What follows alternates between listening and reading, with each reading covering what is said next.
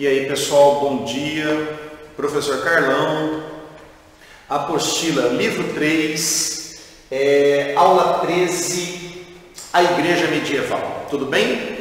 Sejam todos bem-vindos, espero que estejam todos bem, né? Em tempos de Covid, todos em casa, cumprindo a quarentena, ninguém botando a carinha para fora, não é verdade? Cuidando da saúde e da vida, e principalmente estudando, né? Como eu disse em aulas passadas, apesar de essa informação ela não ser muito transmitida, mas o Enem ele teve a data alterada das provas, até por uma determinação do Ministério Público Federal, mas nós teremos o Enem no ano de 2020. E é claro, né, terceirão, nós temos que estar preparados para a sua realização. Inclusive, já comenta-se dentro do Ministério da Educação e Cultura que há a possibilidade do Enem ser aplicado sob a forma digital, né? No ano de 2020, caso, obviamente, até lá, a situação da quarentena, a situação da pandemia, ela não tenha sido resolvida. Então, nós temos que, sim, ter certeza de que nós passaremos pelo processo de avaliação do Enem, sim, que nós temos que continuar a estudar e, na medida do possível, fazer a nossa prova, para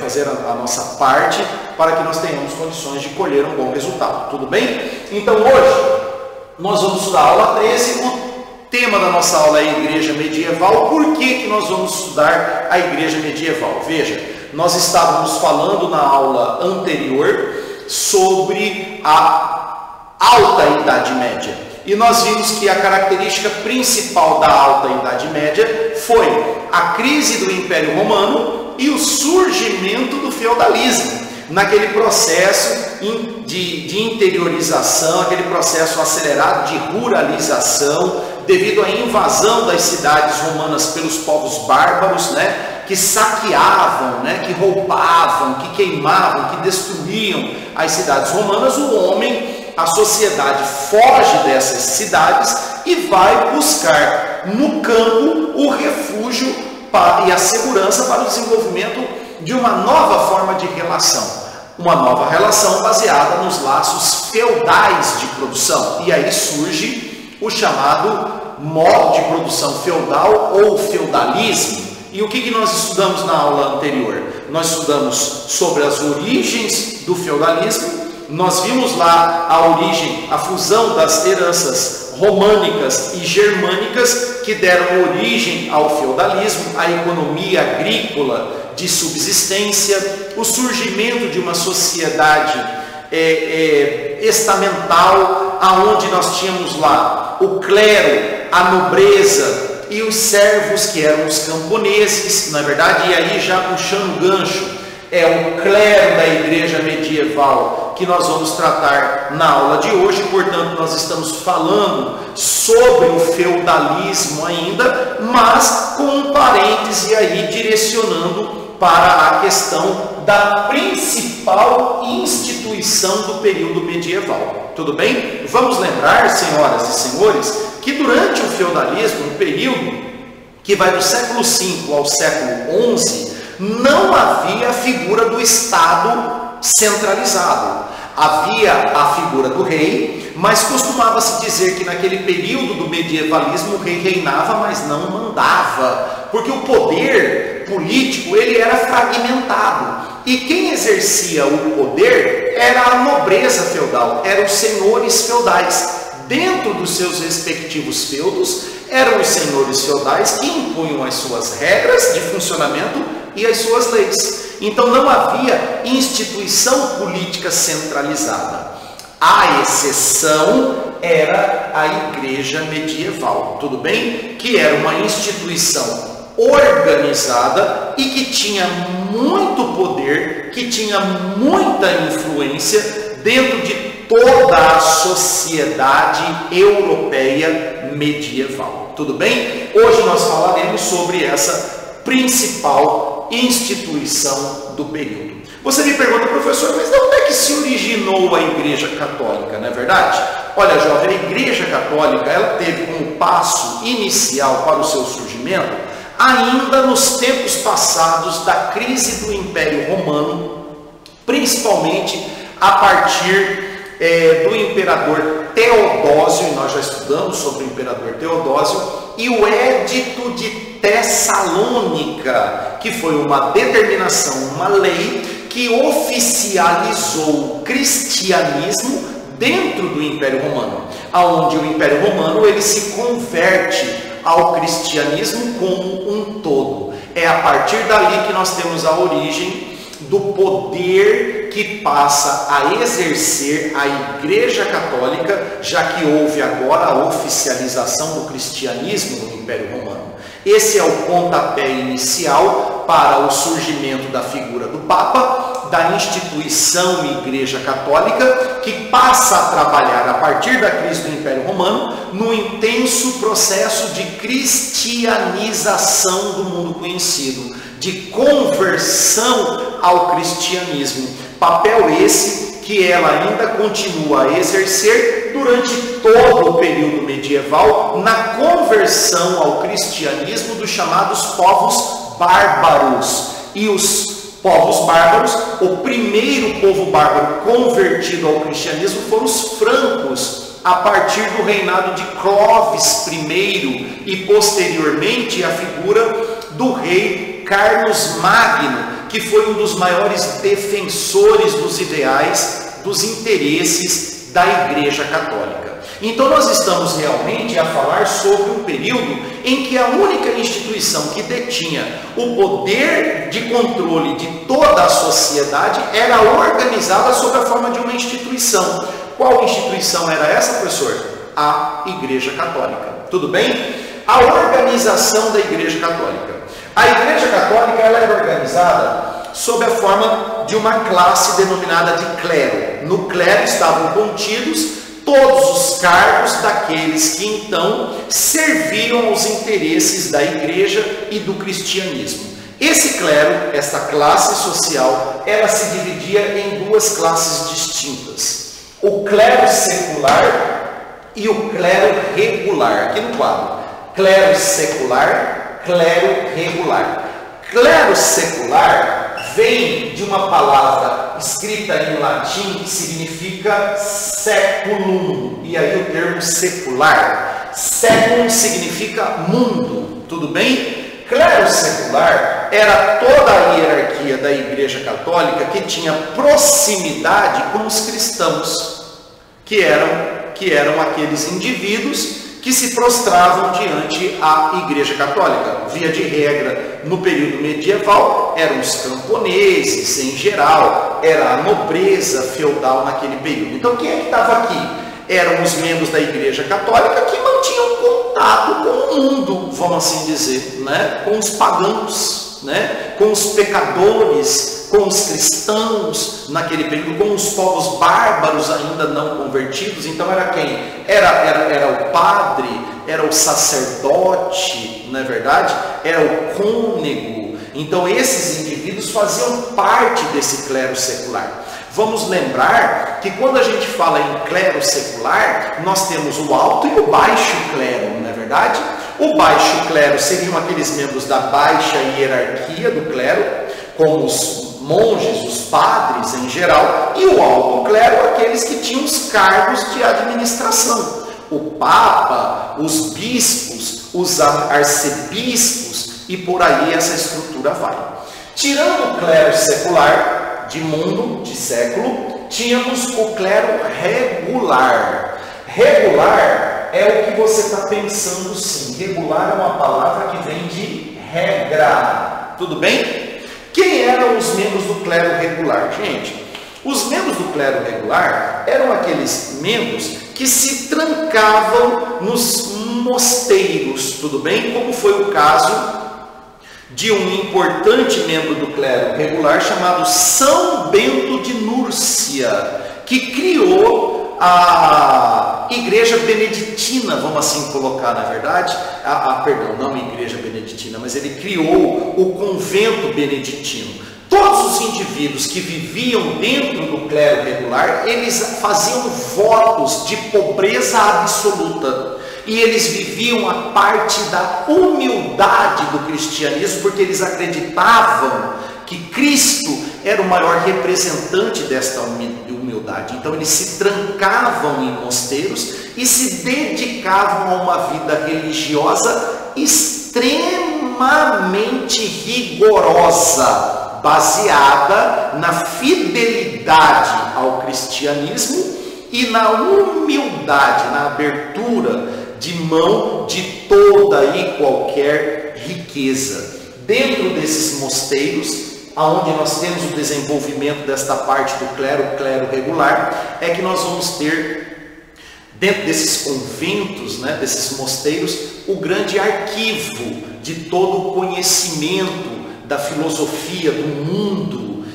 do Império Romano, da história da Grécia Antiga, filósofos como Platão, Aristóteles, as suas obras guardadas nesses mosteiros pela Igreja Católica. É dentro desses mosteiros que vai surgir os chamados monges copistas, que eram monges tradutores, que entendiam muito do latim, do grego, que pegavam essas obras filosóficas do mundo grego, do mundo romano, e traduziam para o latim e arquivavam dentro desses mosteiros. A Igreja Católica, portanto, ela era a detentora do saber, a detentora do conhecimento. E é claro que ela guardava esse conhecimento às 7 chaves, já que ela não incentivava a propagação do desenvolvimento, do conhecimento, do saber e da intelectualidade, na medida em que ela queria controlar uma sociedade cega aos seus interesses ligados às questões religiosas. Tudo bem? Os poderes da Igreja Católica durante o período medieval. Nós podemos resumir em 2 esses poderes: o poder espiritual e o poder temporal. Professor, o que é o poder espiritual? Olha, era o maior poder e a maior influência que tinha a Igreja Católica durante o período medieval, que era o controle dos conceitos religiosos, que era o controle da religião, que era a influência religiosa que ela tinha sobre toda a cristandade, sobre todo o mundo conhecido da Europa Ocidental. Só que não parava aí o seu poder. Também existia o poder temporal. O poder temporal significa que a Igreja Católica ela era detentora de muita riqueza, de muitos bens materiais, tudo bem? Ela era considerada, economicamente falando, a maior senhora feudal existente na Europa Ocidental, sim. A Igreja Católica ela era detentora de terras. Ela explorava trabalhadores camponeses através do regime de servidão, que trabalhavam em troca de obrigações dentro das terras e das propriedades pertencentes à Igreja Católica. Mas, professor, quem é que dava terra? De onde é que vinham essas riquezas da Igreja Católica? Vinha através de doações dos próprios fiéis ou dos reis, né? Como foi o caso de Carlos Magno.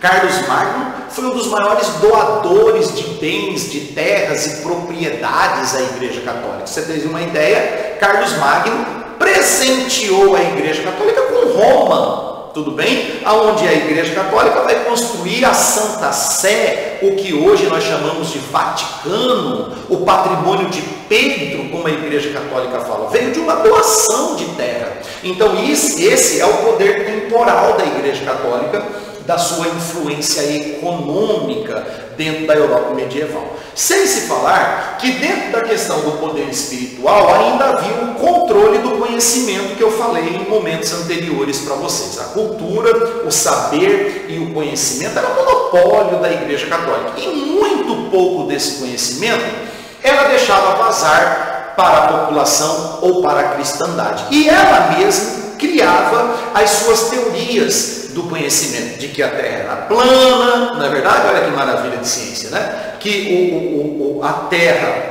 é o centro do universo, não é verdade? E não o Sol, na verdade, a teoria do geocentrismo, eram ideias que a Igreja Católica defendia, e ai de quem abrisse boca para contrariar as teorias da Igreja Católica. Esse é o poder da influência que a Igreja Católica tinha sobre a cultura e sobre o conhecimento. A Igreja Católica no período medieval ela sofreu sérios problemas de contestação às suas teorias. É aí que entra o chamado combate às heresias do período medieval. E tivemos dois movimentos heréticos. Professor, calma lá, o que são heresias? Heresias são todos os movimentos de contestação aos dogmas, às leis, às regras ditadas pela Igreja Católica. Tudo bem? Ou seja, todo movimento que contrariava ou que contestasse o que a Igreja Católica afirmava, dizia se tratar de movimentos heréticos. E aí surge o termo herege. Herege é pecador. E geralmente o que a Igreja Católica fazia? Combatia os movimentos de heresia e combatia os hereges, né? A famosa caça às bruxas nada mais era do que o combate às heresias. E para isso a Igreja Católica cria o famoso Tribunal da Inquisição, ou Tribunal do Santo Ofício, não é verdade? Que com base nas teorias religiosas julgava os movimentos heréticos e julgava os hereges, os pecadores, que geralmente iam acabar sendo mortos na fogueira da Inquisição, tudo bem? Tivemos dois movimentos bastante interessantes. O arianismo heréticos. O arianismo e o movimento dos albigenses. O que era o arianismo? O arianismo veio do bispo de Ária.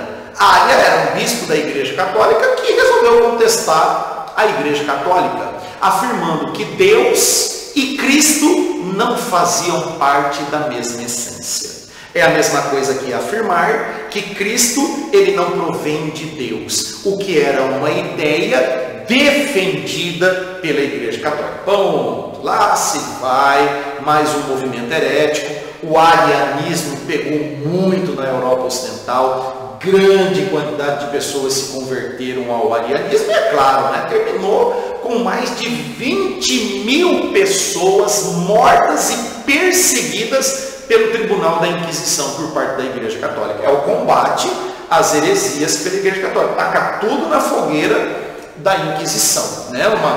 Uma questão aí bastante clara de intolerância religiosa, né? Incentivada infelizmente pela Igreja Católica. Os albigenses, gente, foi um movimento herético que surgiu na França, onde esses caras aqui, eles criaram um ritual cristão próprio. Eles negavam a existência e a autoridade do Papa, eles negavam a existência dos sacramentos da Igreja Católica, criaram os seus próprios sacramentos, criaram a sua própria liturgia religiosa baseadas no cristianismo, uma espécie de uma igreja à parte da igreja cristã. Para que foi fazer isso? Não é verdade? O que vai acontecer aqui, professor? O combate às heresias, o movimento do Tribunal da Inquisição, a caça aos hereges e o extermínio de todos aqueles que estavam envolvidos com esses movimentos heréticos